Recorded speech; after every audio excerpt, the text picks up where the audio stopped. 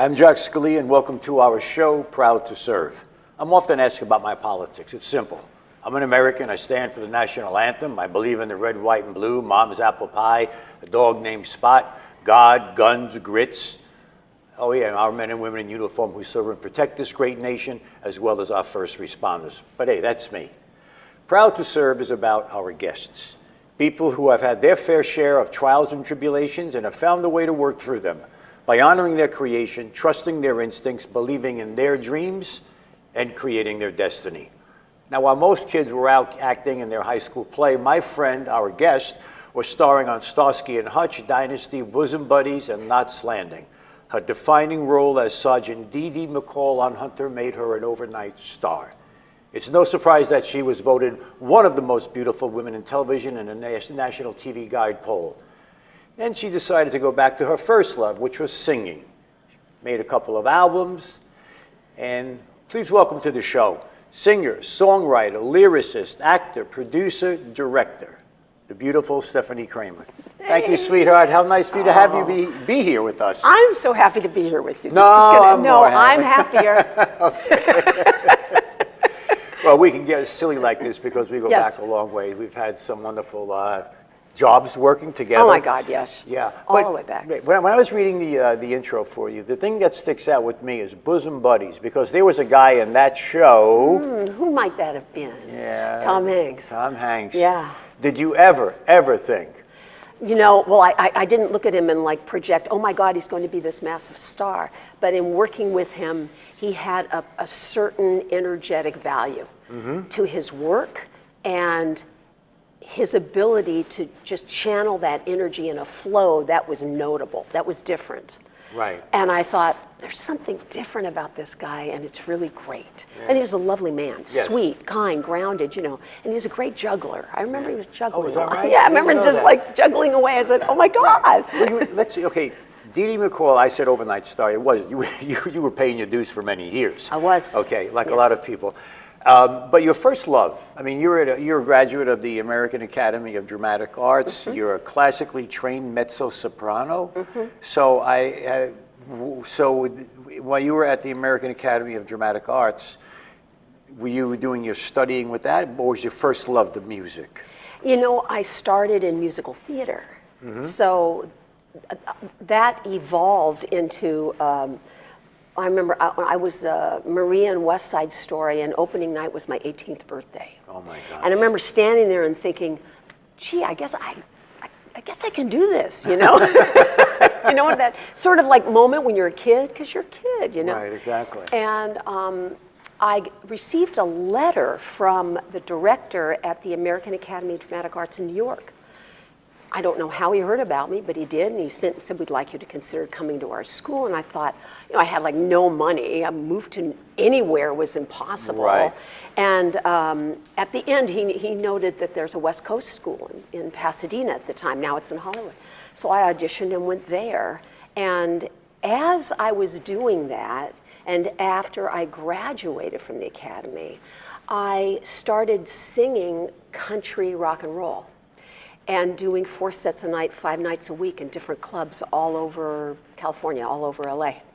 And at the same time, I was going up on auditions for television, and I figured one of them's gonna hit, and whichever one does, I'm just gonna go with it. Right, rock and roll. That was it, and you were part of that journey. Because we worked together. Was I the one of the people you stepped on going over to your... Not you, not ever.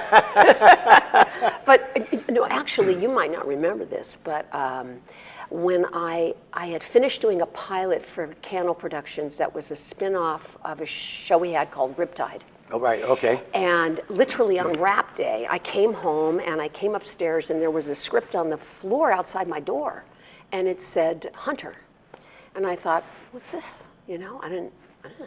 And I came inside and I called, I said, I don't understand. They go, well, do this pilot and you're being offered it, and it's in second position. So I figured one of those is gonna go. And I read it, and I asked you to read it. And you might not remember that. I said, I wanted your opinion. You read it, and you said, I have a really good feeling about this. Now that I said something complimentary, I remember that.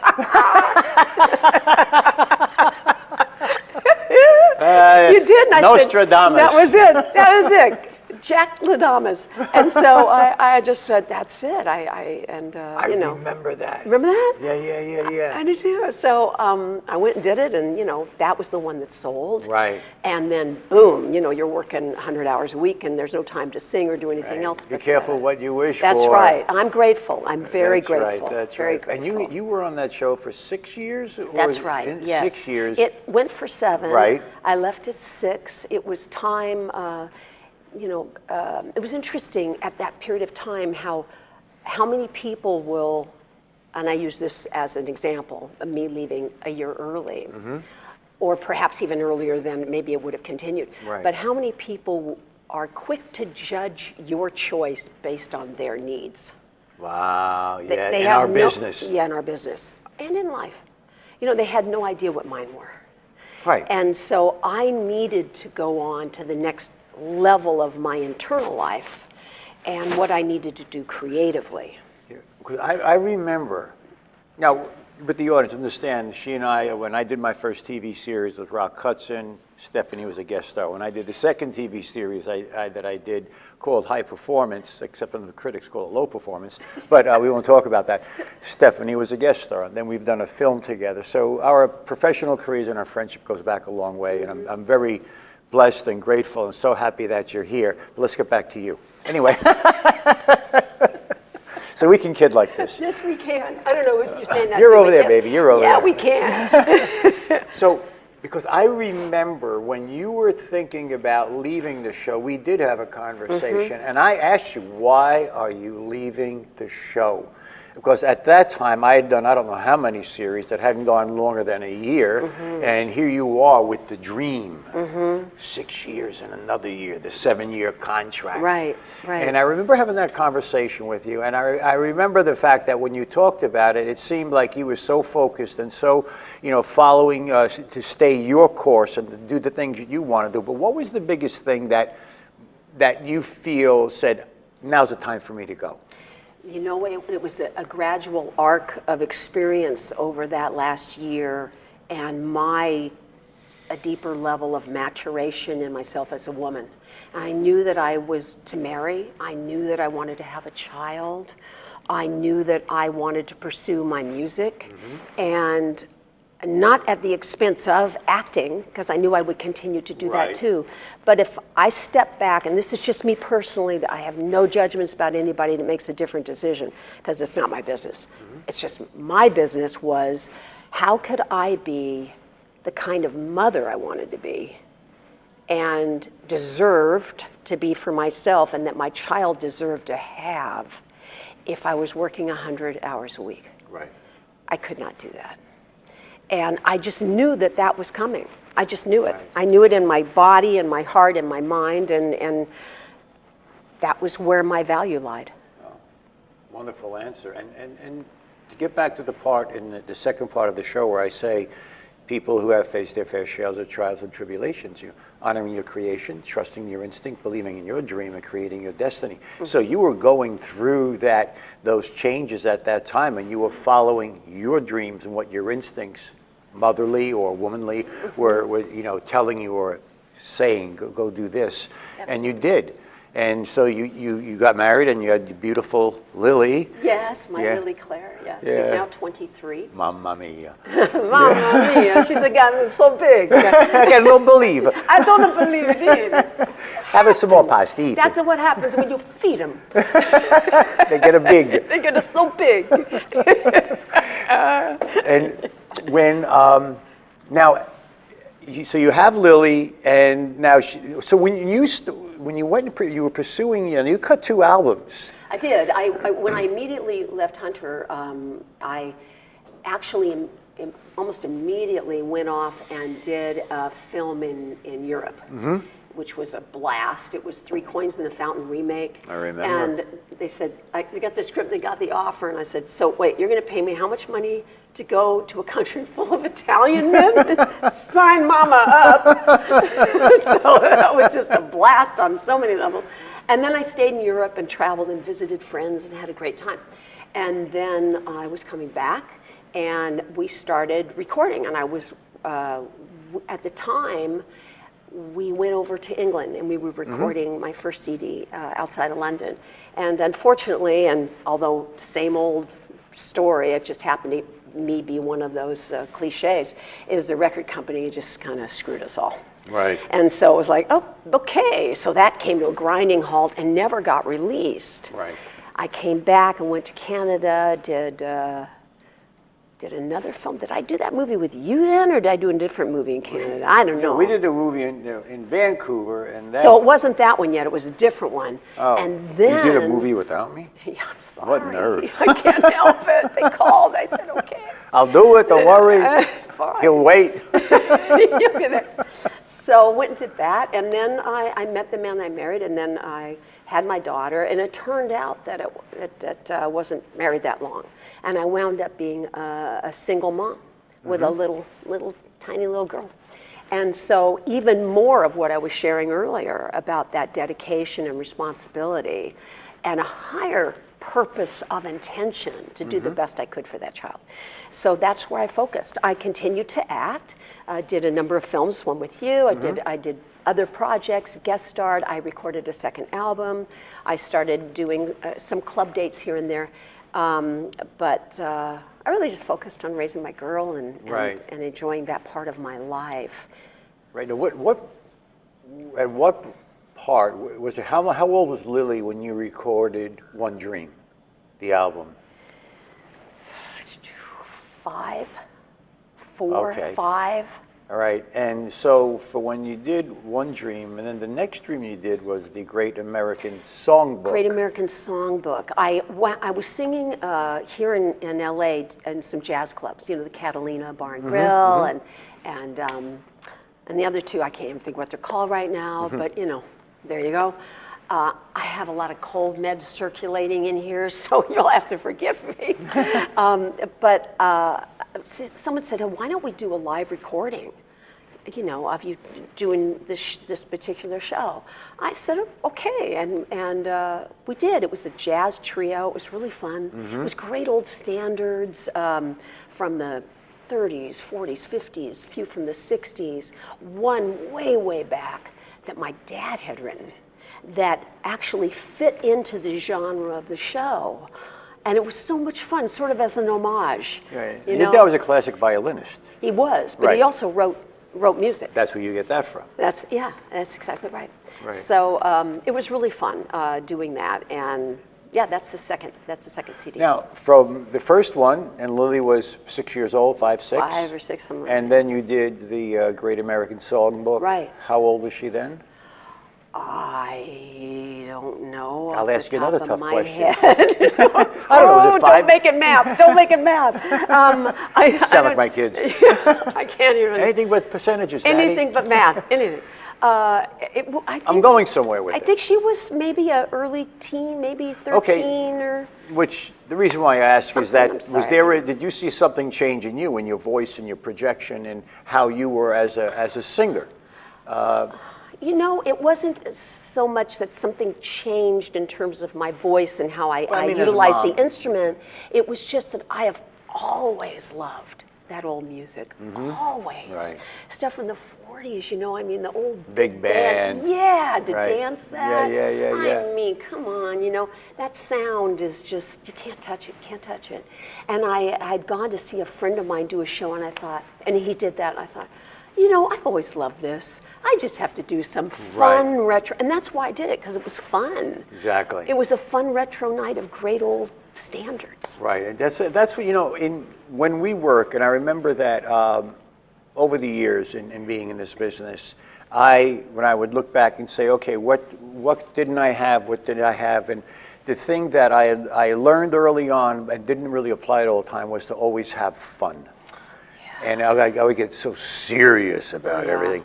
And so, but I remember when we worked together, we always had fun. Always had fun. fun. Yeah, and and that was always that energy and that spirit in you. You always had that kind of electric energy that would always, there was always going to be a surprise from you in a scene. There was always going to be something that was going to happen that would always, you know, have me or force me to go into a different direction.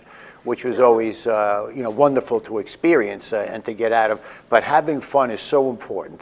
Life is really short, and we don't know when we're going to get called home. And right.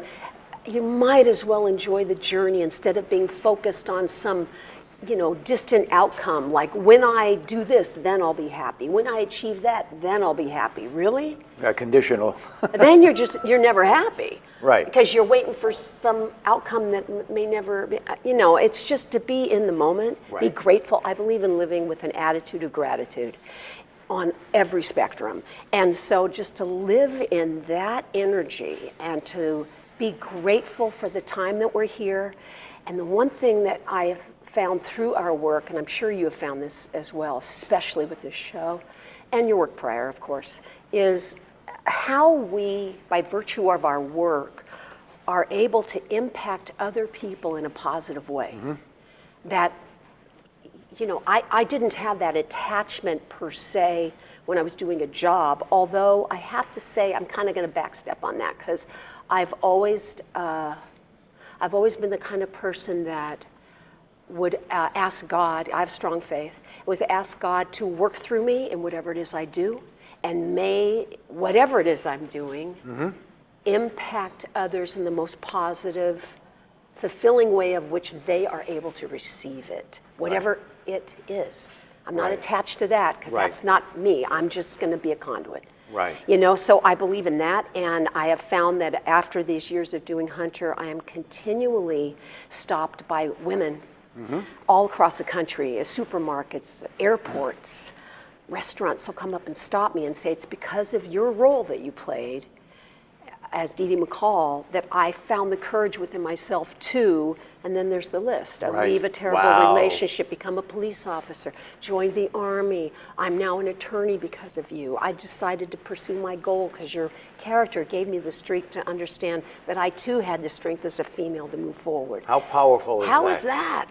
I mean, thank you, God. That's an incredible gift. Right. Right. My mentor, Rock Hudson, yeah. In the business, wonderful, wonderful man. Yes. And I want to share the story with the audience because it just shows you, well, in this business, you get to meet people, you get to work with people, very special people, build friendships and hang out. And so I came across a picture in my storage as I was going through a bunch of stuff, and there was the picture of a Christmas with you sitting next to Rock. The last Christmas. Right, his last Christmas. And I took that back in the Polaroid land cameras. Yeah, and and you like wait for it to be. Yeah. And I took a picture and then I gave it to him and he was going to show it to you. He was about to show it to you and I started to take another one and he pulled it back to hide his face, except he wasn't able to quite hide the whole thing. And I have that picture. I'm going to give you when I see it. Yes, I do. Oh my God. I didn't have time to go to storage, but I'm going to give that to you because God rest his soul. Excuse me. When Rock was passing away and he was in the hospital, he had told me a story. We had told each other lots of stories. When he was a kid, I remember that he told me a story about he got a flexible flyer from his dad when he was about 8 or 9 years old, and his friend took the flexible flyer, the sled, and broke it. And when he came back home and his father said, what happened to the sled? He said, oh, so-and-so broke it. And he said, I'm never going to give you another sled. So when Rock was dying of AIDS, and I remember, and I shared that story with you, and then you called me, and you say, Jack, I'm going to have something delivered to you. He said, I had my prop guy go out, pick up a flexible flyer. And carry it out. And then take it to Rock. And take it to Rock as a gift from, I was going to say from you, and you said no, from us, because we worked with him together. Mm-hmm. And I did that. And I remember when Tom, his life partner, when Rock came home, he had that put on the door of the bedroom so that he could see it every night when he went to bed and when he woke up every morning. There was that flexible flyer. Loved it, yeah. Yeah, and you made that all happen. I just shared the story with you, and then you just from your heart and that love part of you, wow. you gave Rock that special gift. He needed to have that part circled back to him, that joyful of his childhood to remember. And the way I look at it is he's up there sledding away on that flexible flyer, man, and he's having a blast. I remember that. That was the only thing he brought home from the hospital. That's right. Yeah, That's right. God bless his soul. Wasn't he cool? The best. The best. He was the best. Yeah, we had a lot of good times together, all of us. Oh, yes. Stefanie, thank you so much for being on the show. It's always a it's a pleasure joy. to see you and to laugh and to have fun and just to see you doing so well and as beautiful as ever. Thank you, honey. I'm happy to be here. All Thank right. you for asking me. Thank you for being on the show, my Yeah, love. babe. As always, God, family, country. God.